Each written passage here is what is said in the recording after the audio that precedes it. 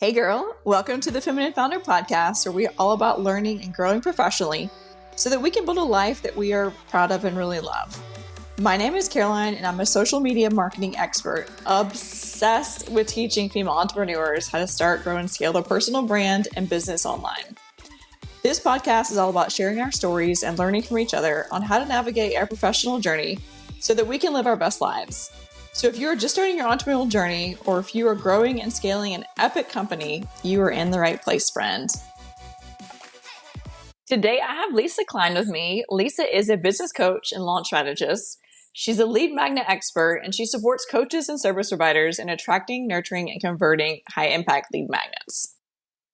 Welcome, Lisa. Thank you so much for having me. So you and I actually originally connected on LinkedIn, and we've been following each other and connected on there for a couple of years now. But I want to hear the behind the scenes in your story. How did you get to become a business coach and a launch strategist? Okay, I will try and make this short. I originally started my career in accounting and finance. Knew pretty early on that wasn't the place for me.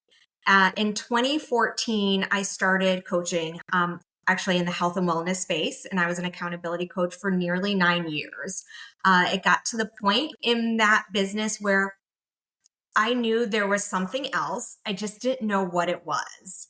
And so after 9 years of my own personal journey as, in the coaching industry, I finally kind of leaned into everything that I had been doing to create my business and made that pivot into business coaching.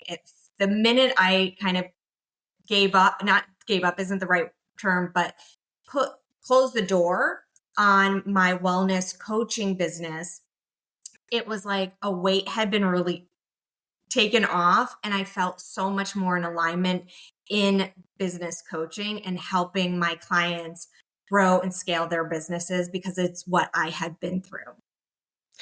Okay, so let me back up some there. So you were working in accounting and finance, and then you did health and wellness. Were you doing that as a side hustle? Was that kind of like you were doing both? What did that look like specifically?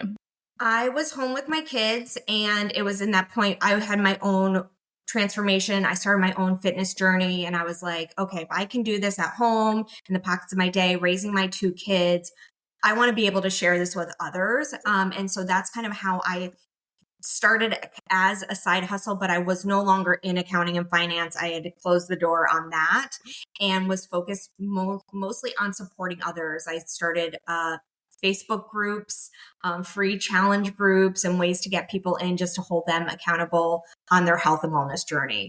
And then, of course, that transformed through the years into my own group programs, into one-on-one coaching, and that sort of thing. I mean, the health and wellness stuff, I don't care if you do that full time or not, like you still have to incorporate it in your life. And so I'm sure like with your business coaching, you do incorporate that too. Because it's part of the big picture. You gotta have the energy to do the launches, to do the things, and then all the things. Absolutely. And a lot of, even with my health and wellness clients, we started with mindset. And that's huge in the business space too, especially as an entrepreneur, especially as a solopreneur, when you're doing all the things and wearing all the hats. Number one is prioritizing your health. And 2 is, taking care of your mindset and giving yourself grace and all the things that go into that. Okay, you just talked about one of my favorite things is mindset, because I want to hear from you.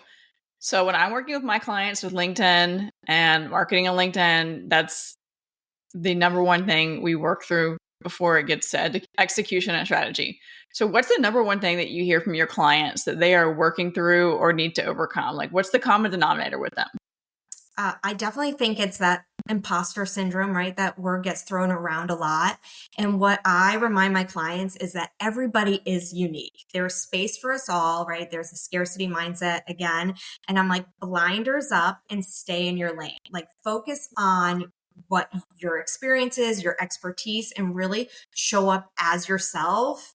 Block out the noise because there's a lot of it on social media, especially, and just keep showing up as yourself. Okay, why does every entrepreneur need a lead magnet? Oh, okay. Well, I'm like, I could talk about this forever. What I say is that you want something to do the heavy lifting for you.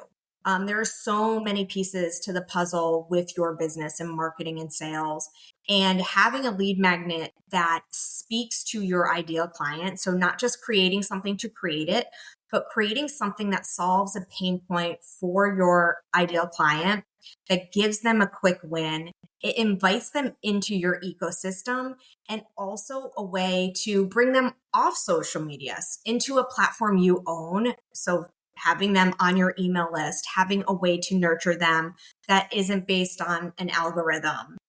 So you're providing something of value in return for an email address and another way to connect with them offline. I'm glad that you brought that up because I get asked a lot about, should I do a LinkedIn newsletter or not? And my answer is no, because yes, you can grow and scale fast, but you don't get to keep any of the email addresses having to do with these people, which means LinkedIn could block you or boot you off of there and you have nothing. Like you lost all those thousands of email newsletter subscribers and then you have what? Nothing? 1,000%. And I was actually just sharing the difference between a newsletter and a lead magnet. So it's kind of lead magnet is what brings people in. And then after that is, you can create a newsletter or ongoing email messages to your subscribers. But a newsletter is those people that are already subscribers, and lead magnets is really trying to capture those cold connections, your cold audience, to warm them and nurture them and bring them through your sales funnel to, in the end, convert to paying clients. Okay, let's talk about launching. Let's say someone's listening to this podcast now and they want to launch a new group coaching program, or they have capacity to open up one-on-one client support. What does that look like? Like, what's the formula for success there?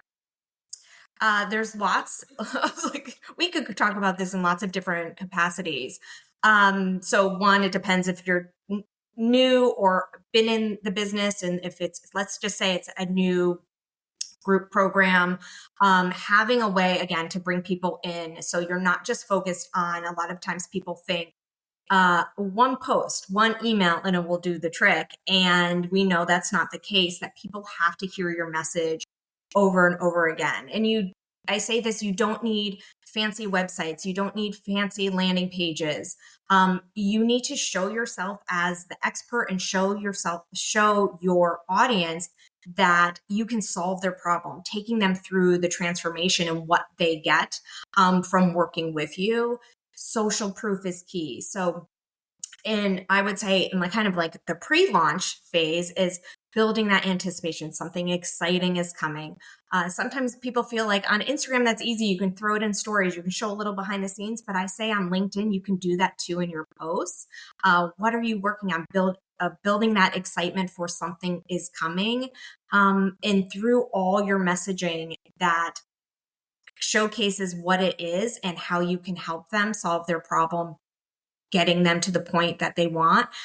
Lead magnets, obviously, being a key factor too, to bring in and attract your colder audience, to easily nurture and convert them, having kind of that pitch sequence, that nurture sequence. So you're not just giving a lead magnet, but you're bringing them into your emails and having a series that's automatically set up for you, so you don't have to think about it. And then focusing on the conversations and the DMs and on LinkedIn in the comments. Did that answer? So, I mean, what does it look like for a timeline? Like, how long do you need to be grooming your audience? Is it obviously one post is not going to do it? I would even say, and you can agree or disagree with me, 2 weeks is not going to do it. I think you need to be like, what is that exact timeline? I would say, and you'll probably hear me say this a lot, it depends. It depends on your audience, that if they're already warmed and ready to go, if it's something totally new, if you're just starting out. But 4 to 6 weeks, I would say, kind of minimum. And again, it depends on the legwork and what you've done leading up to it. To get it out there. Sometimes if it's a high ticket program or something one-on-one, having like a masterclass or webinar as your lead magnet, again, that takes planning, that takes time to bring people in, to go through, to have a date that people show up for or even watch the replay for. And then during the masterclass or webinar where you're pitching your offer, again, kind of need to build out that time. So it just depends on what you're offering and how you're bringing people in. So you've done Facebook, you've done Instagram. I want to talk and hear more about your LinkedIn journey because you've had a lot of success. You're doing really well. You've grown really, really fast. So tell me about why you decided to switch from Facebook and Instagram, more focus or 100% focus on LinkedIn, what's working, what didn't work. Like, how did you blow up your account like you did? Oh, thanks. So when I was in the health and wellness space, I tried doing both. Well, actually, I'll take it back. When I was in that space, I knew I needed something new. And I had been solely focused on Instagram at the time and loving the reels, loving stories, loving all the things. But I just knew there was something missing. So I thought, okay, well, maybe if I expand my network, because I'm an introvert and I like being home. It wasn't like I was going out to networking events that frequently. So I'm like, okay, I hear LinkedIn is the place to be.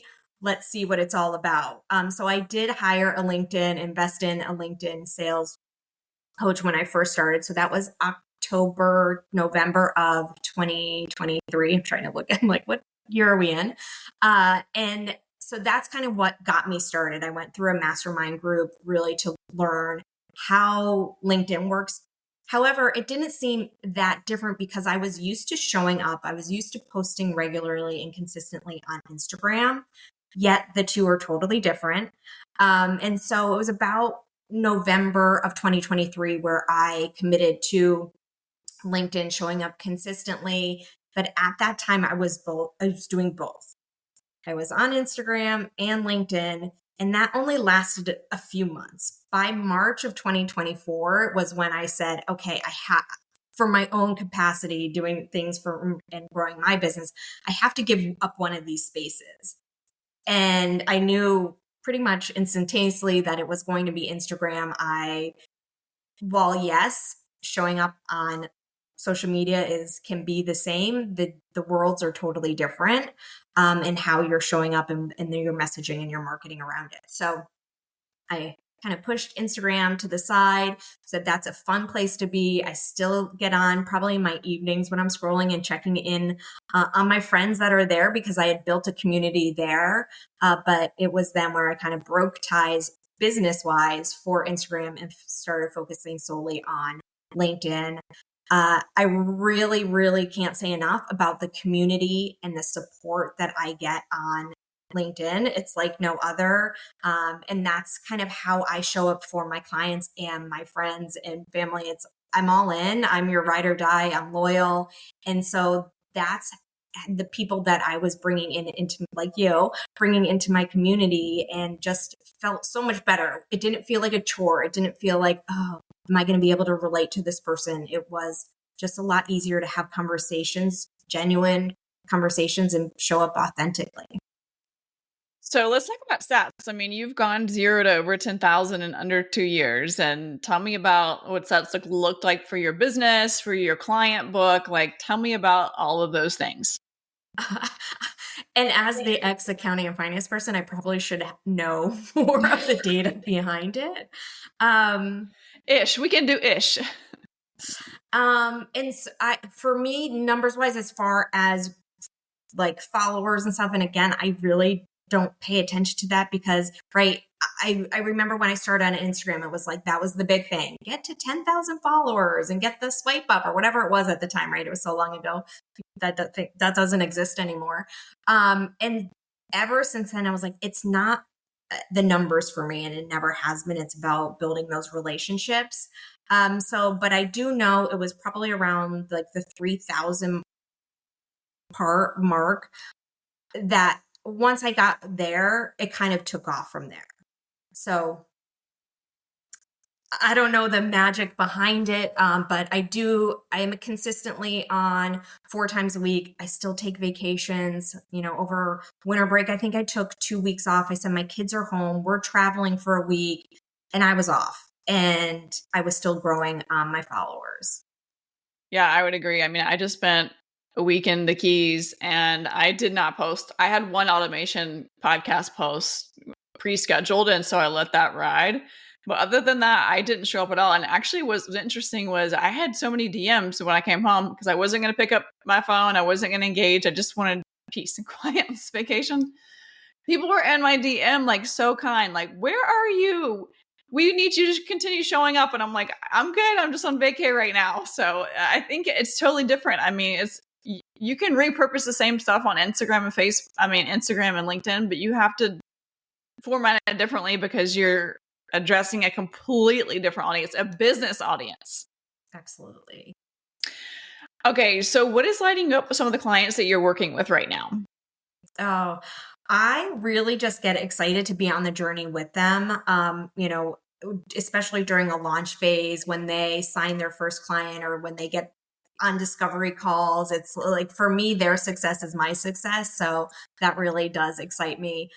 Also, those people that are just starting out, it's not so much in their business. So I have a client who is 2 years into her business and has been working solely on referrals, which I'm like, that's amazing. But she knew that it was probably time to start creating something that would also bring in leads. So we're in the process of creating a lead magnet to help her in that process to bring people and attract those clients who will, be her next clients, and where she doesn't have to rely solely on referrals. Thank you so much for being here. Thank you.